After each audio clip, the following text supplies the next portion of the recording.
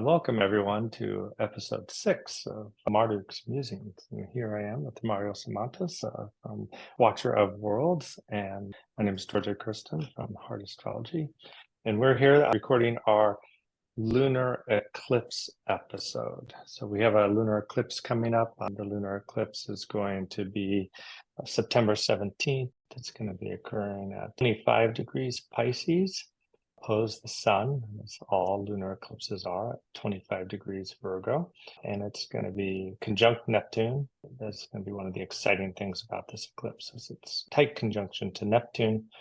People are saying it's conjunct Saturn. It's not really, but on the day of the eclipse, then Mercury is opposing Saturn, so that's a little bit of seasoning that's going to be mixed into the experience for everybody.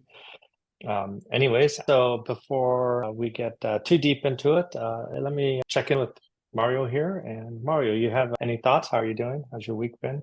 Man, the eclipse is fairly close to me, so I've been feeling it. It's just like whatever type of holographic world we're in, just the lines are blurring, boundaries are blurring.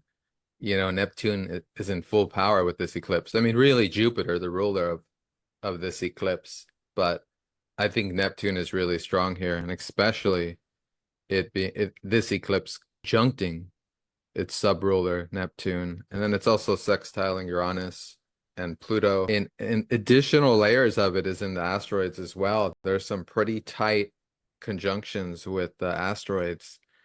Should I go over that now? Yeah. Why not start in? And all right, so we got.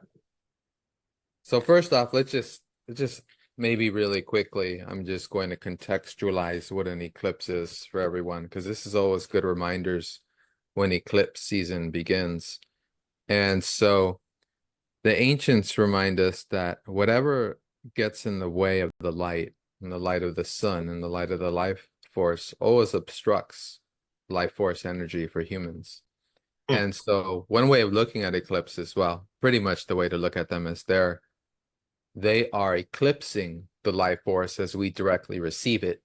So always the advice is, where the eclipses are visible, to really avoid being under its rays, even leaving things out under its rays. So what about crystals? Like, are you a fan of like leaving your quartz crystals out and a little bit of salt water bath and like juicing them up with some like intention during the lunar eclipse? I like to put my quartz in foil and put salt around it and leave it out there for the night. And then in the morning, I pick it up and I put it in the shower. I don't touch any of the salted stuff. So that clears the astral air of sleep, of night, right? Really? That's one crystal ritual I do. Nice. And you do that on eclipses? I haven't thought that through, if it's correct to do it on eclipses. You see, quartz crystals are Jupiter energy. They expand, right? They power.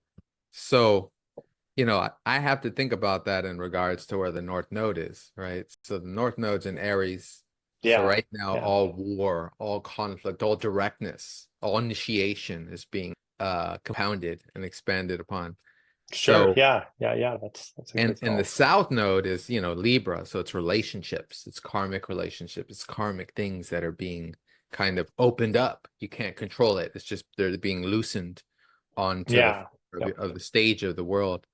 And so maybe we'll come back to that. Let me reflect on that a little with the crystals. I mean, I obviously work with crystals a lot. So for me, grounding crystals right now. So carnelian and black tourmaline is what I'm using right now. Yeah. And so no, I know that you work with crystals a lot. I just like to put that out there here. If anybody's curious about learning about crystals and astrology, Mario is actually quite gifted and talented with it. Yeah, I do the gem evaluations. And so a couple of things I'll add, Dorje, and I'll bring it back to you, is people might be feeling really out of their bodies right now, really inattentive, really lazy, really needing extra sleep. Things are dreamy, things are unclear. No, I feel that. Yep. And this is Neptune ruling all that is Neptune. So think about films, think about media, think about news, think about, all the program that we're bombarded with, this Maya, that we have to deal with on a daily basis. There's the cat thing. Have you heard about the cat thing? Go ahead. No, the cat thing is incredible. So we're in the middle of election, a presidential election, and there's two sides. There's this guy named Trump and all of his backers, and there's this woman named Kamala and all of her backers. This polarity, yeah, some kind of polarity there. And but right now, like, one of the things that's going on with the Trump campaign is they have all their like little political operatives creating these cat memes because of some story or report came out that Haitian immigrants have flooded the town of Springfield, Ohio. Okay, like bread and butter, heart America. It's just like everybody's just kind of like white and cis. Springfield, Ohio. They all go to church on Sunday. They're all good people. I mean, who knows what they do in church on Sunday, and who knows, what they do during their like own private hours where the doors are shut. But we're going to ignore that. So it's all these like really, just like really good white people, and their cats are disappearing in Springfield, Ohio. And so there's this huge media propaganda campaign going on. And if you go online, or if you go onto that like dreaded infernal site of the dark web where you can find more snuff films and porn than you'd ever want, is like all these memes of people talking about how their cats have been stolen by Haitians in Springfield, Ohio, and how Trump will save your cats from being eaten by Haitian immigrants. This reminds me of okay, I just got to say, that is like eclipse Neptune, so strong. That is eclipse Neptune, so strong, especially with like the 12th and the 6th traditionally. I wonder what planet rules cats. I know Neptune rules horses, so I don't know if I've heard about any disappearing horses. Well, I might go with Neptune rules cats. I mean, like cats are kind of like sneaky. You never know what they mean. They're very psychic. They're likely to claw you. Humans will go familiars. Yeah, they're familiars. Humans will use cat with magic use of cats. Yeah. Well, this might be a magic use of cats. I mean, it's an invocation of cats. This reminds me. Yeah. This reminds me of the story by H.P. Lovecraft. He has a story about cats called The Cats of Uzar. It's short, very short story, but it's like about cat disappearances. Yeah. But interesting. I mean, this is an eclipse of very, very strange. I mean, what it is, it's an eclipse where you have to be careful not to lose things. You're familiar, right, like cats. Like your cats, don't lose your cats. Your crystals. Yeah. This is a time where extra sleep is good and things are blurred, and the unconscious energies, I mean, the vamp, the succubus, the dark energies are rampant. This is like a mini Halloween. Like, so boundaries. So I got to stop you there, because I'm a fan of Bernadette Brady and her work on eclipses. I bring that up, whenever we talk eclipses. And so Bernadette Brady associates this. I mean, well, this isn't associate. Let's see. It's Saros 118 out of the lunar eclipses, 8 south, Saros 8 south. And it's the definition of it when this eclipse series started. Pluto was at the midpoint of Uranus in the south node. The south node was at the midpoint of Moon and Pluto, and Mercury was at the midpoint of Moon and Saturn when this eclipse cycle started. And then it's delineated as thoughts of ending relationships, worry about a sense of duty, saying goodbye, the emergence of compulsive actions, being obsessed, sudden and exciting events, which involve people. So there. But if you break that down into a simple couple words, it's worrying about losing things or losing things, which is what you're saying. We get that theme then from the Neptune too, this kind of sense of loss and dissolution. So, I know you don't read Brady, so you're just coming at it from a completely different place, but you're saying the exact same thing. This is an eclipse for losing things. This is from, I mean, I was reading Judith Hill's book on eclipses to get a hit on this one, but it was already happening to me. I was already losing things. So I was like, oh man, this is too much. Is that a good book? Does she talk about losing things too for this eclipse? Yeah. She does. Yeah. For a Pisces eclipse, for this Pisces eclipse. Yeah. Interesting. Let me add on the layers to that, because you hit it with relationships, and this is fitting with the asteroids, because these are the asteroids that are close in orb to this eclipse. So I have Nessus right now at 18 degrees Pisces, conjuncting this eclipse. And Nessus is one of those, the story of Nessus is Nessus tried to rape Hercules' wife, and so Hercules shot him with an arrow to kill him. Right. And as Nessus was dying, he gave his poison blood. He offered it to Hercules' wife to keep to poison Hercules if he cheats on her again. And so his blood ended up killing Hercules. And so Nessus is an asteroid of almost like revenge or abuse or just viciousness. Just it could be sexual violence or sexual abuse. So you said that's 18 degrees Pisces. That's 18 degrees Pisces, and it's opposing the sun in Virgo, which is conjuncting. Wait, actually, it's a little loose because it's not. A little loose. Yeah, like it's a little loose because it's 18 degrees and the eclipse is 25.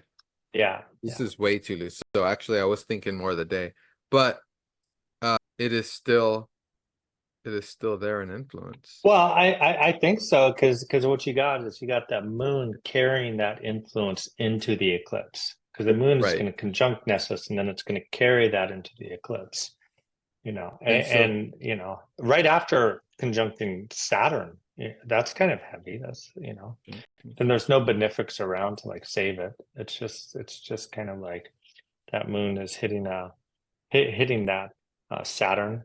And then Nessus, and well, it does get a little bit of a wash from Jupiter and Gemini. I mean, what do you think about that? Aspect Jupiter and Gemini by square before it moves into its full eclipse mode. What's the Jupiter degree right there? Jupiter degree is 20. 20 yeah, it's degrees. Closer to Jupiter, right? Yeah. Okay, yeah. So then Jupiter, because it's going to be Jupiter's in Taurus, so yeah, it'll be trining. And it'll be trining Virgo and sextiling Pisces. So it'll be sextiling the Nessus. And then on the Virgo side, Nemesis and Apophis are at 19 and 18 degrees. That's tight, yeah. Nemesis is like, you know, obviously fighting between two, which is relating to relationships again. And then we have Apophis at 18 degrees, which is chaotic, which blows things up, which blows, you know, ends things. Yeah. And so those are a little closer to the Mercury Saturn opposition, but yes, they are. Yes, definitely they are, close to Jupiter. So a lot of chaos and about relationships. Yeah. Wow. Yeah. Yep. Well, I remember when Saturn went retrograde right there at that 19 degrees, right? 19 degrees Pisces, and that was a very kind of like a hard weekend. A lot of folks were working through some relationship stuff there. So so that was Nemesis and Apophis, right? Saturn was retrograde. I have some financial astrologers that I loosely hear, and I do a little financial astrology myself for clients if they reach out to it. And so far everybody's kind of down on this eclipse from what I'm hearing. But that's square to Jupiter, the eclipse being square to Jupiter, the moon being square to Jupiter as it happens, as the tightest planet aspect, aside from the opposition of the sun. I'm not as worried about it because that moon is in Pisces. So to me, it's like, well, like we're going to get all of this like kind of like a, tragedy and drama. And then everybody's going to talk about it and everybody's going to kind of like let it go and it's going to work out. That's my sense looking at that Jupiter next Tuesday, is that the things get kind of really dramatic over the weekend and then people let it go. Now, I already lost a couple things, so I'm not saying people aren't going to lose things. Like I'm totally with you on that. And sometimes letting it go means like, like walking away from a relationship that's not working for you. And one thing that I might suggest is like, if you're trying to like be intentional with your living and how your living is reflective of the astrology in the sky in the moment, would be this is a really good time to let go of a relationship that's not working for whatever reason. And we all have relationships that are, like energy vampires, like you're like, I want to let go of this. Well, this would be a conscious time where you could be like, hey, I'm going to let go of this, like offer that sacrifice up to the gods and be conscious about what you're letting go of. What do you think of that idea? I think that's brilliant. I would add and nuance it with also beware, because this is a time where that type of energy of siren energy is very strong. Yeah. So some of Yeah. that energy can come swooping in to destroy the relationship you have right now, or it might just come in and Mm, take you if you're not guarded, if you're not aware mm, of what mm, these energies coming in are. Because Pisces is a very slippery energy, so the sexual energies are very slippery right now. So yeah. seduction is very strong.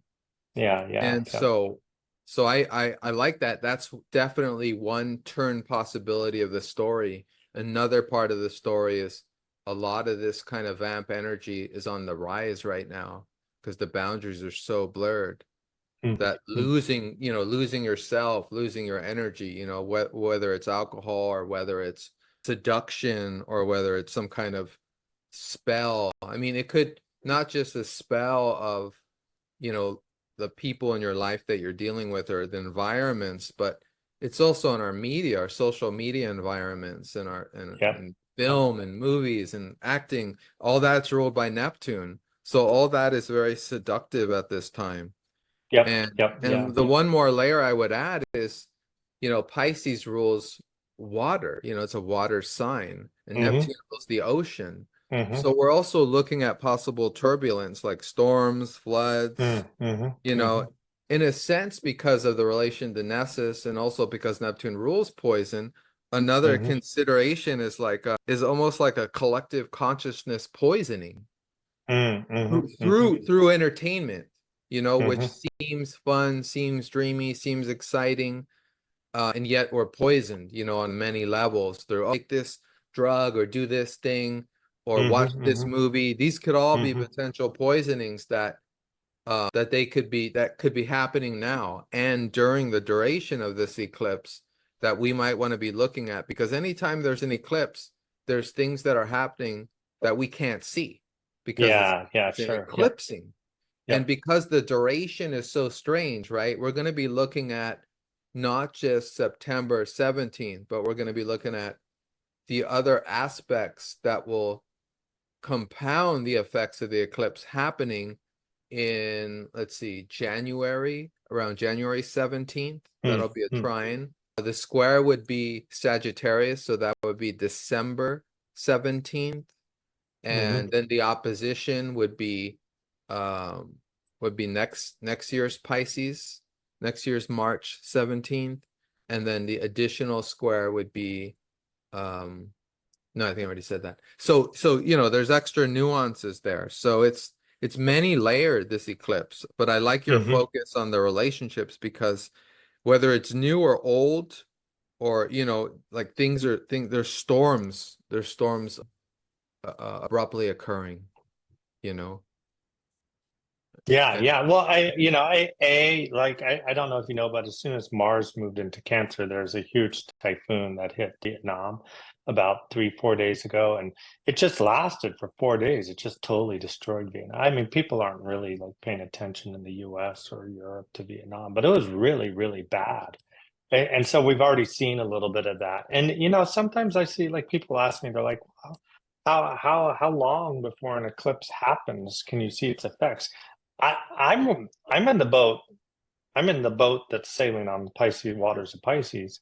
I'm in that boat that's like 3 months. Like you can see effects from an eclipse 3 months beforehand, a lunar or a solar eclipse, wow, or wow. or afterwards. I think it's just such a magnificent piece of astrological effect. Like I will consistently find it more reliable in terms of seeing like shifts and changes and restructurings and people's like mandala of life experience than even transits. It's like eclipses can be impactful. They can be totally, totally impactful. But I'm with you on like, okay, well, this eclipse is happening with the sun in Virgo. And so paying attention to what you take in your body, which is a theme we touched on the Mercury retrograde episode of Marduk's Musing, episode number 5.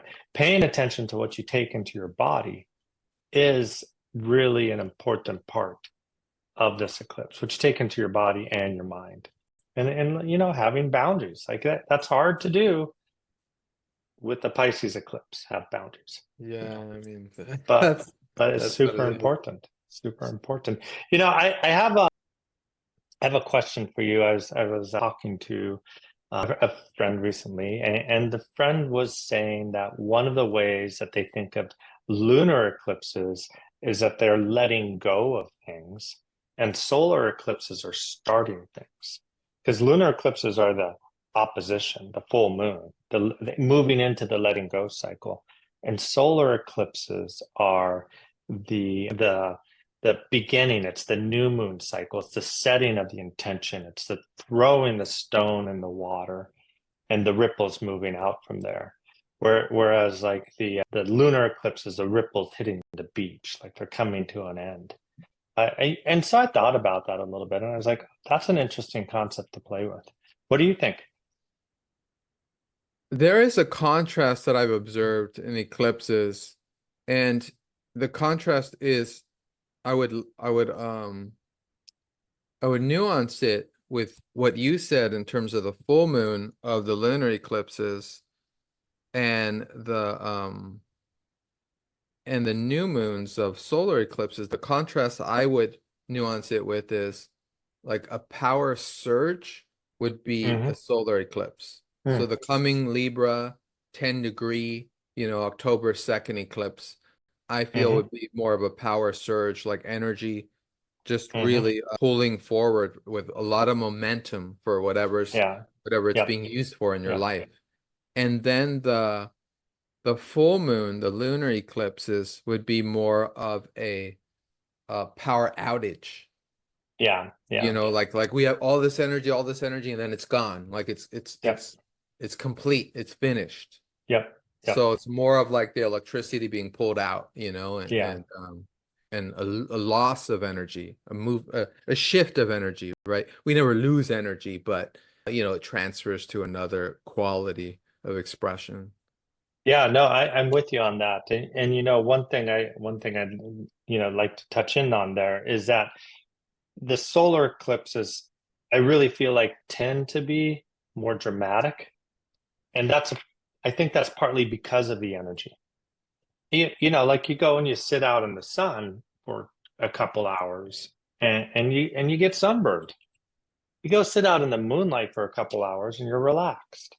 So those lunar eclipses are more subtle, I believe. The effects that we're talking about are going to be more subtle versus like when we do the solar eclipse. Next week we'll have our solar eclipse episode because we'll be like getting ready to be in that what's called the eclipse window between the lunar and the solar eclipse. That's when stuff really gets crazy usually. But the lunar eclipse is subtle and the solar eclipse is dramatic. I would say I would nuance it with the solar eclipse is more light, daylight Mm-hmm. oriented, and the lunar eclipse is more psychic. It's more, because what you see in the moonlight is a Mm-hmm. reflection of yourself. What Yeah. Yeah. you see in the sunlight is only what you're focused on, because sunlight also blinds us from a lot Yeah. of portents of the physical world. Sure. So Yeah. Yeah. a psychic kind of this one coming up then is more psychic than anything. So for me, let's bring it back home to like what we're doing, right?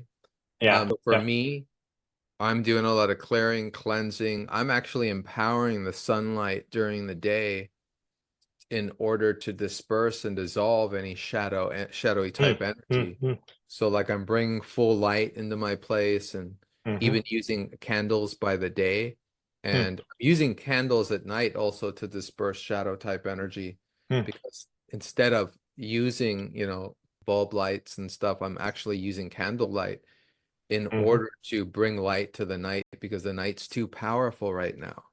mm-hmm, mm-hmm. And so that's what I'm doing. And then also making sure that I'm not imposed upon. This Right. is a Yep. time where people are going to be imposing on us. When we do readings, they might say, well, that's not enough. I need more. I need more time, or I need the reading to be sooner. This is a time where our boundaries, it's really important to keep them strong. Yep. Yep. Yeah. Yeah. Yeah. I hear you. Yeah. No, for sure. For sure. I think that's part of the re-emphasizes what Pisces, the eclipse in Pisces, the lunar eclipse in Pisces, expressing there.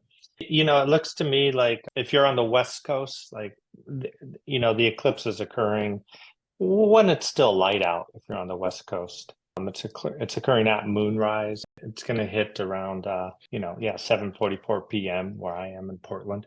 But like if you're in London, or if you're in New York, or if you're in like Europe or South America, the eclipse is going to be at night. There's a good chance that you can see the eclipse if the weather's clear. You still want to see the eclipse. But to me, like I do believe that the eclipses are also more powerful if you're under them, if Oh you yeah. can see them, if it's an effect that like your subconscious is picking up and knows is happening, because the way you're used to light changes. And so, I think here on the West Coast, we're kind of going to miss the worst effects of the eclipse, the most dramatic effects, probably. For those of us living on the West Coast, and then on in Europe and Africa and Brazil and the East Coast of America, you pay a little more attention. Pay a little more attention to what Mario said. Pay a little more attention. Be careful here. That's that'd be my take on that. Yeah, and great hit about the effects being felt out prior, like almost up to 3 months. Like, wow, that's right on. Yeah. Well, so we're gonna wrap it up here. Again, I'm Dorje Kirsten, heartastrology.com. Books are open for readings. I'm your friendly neighborhood Portland astrologer. And then Mario, how do people get a hold of you? I'm in the Sierras. You guys can get a hold of me through watchroworlds.com. I'm working on my website. Should be up by next month. And yeah, you can email me, and you have my YouTube, Plutonic Planes. And yeah, we'll see you guys next week. We'll be doing the next eclipse. Yeah, that's right. Yeah. Okay.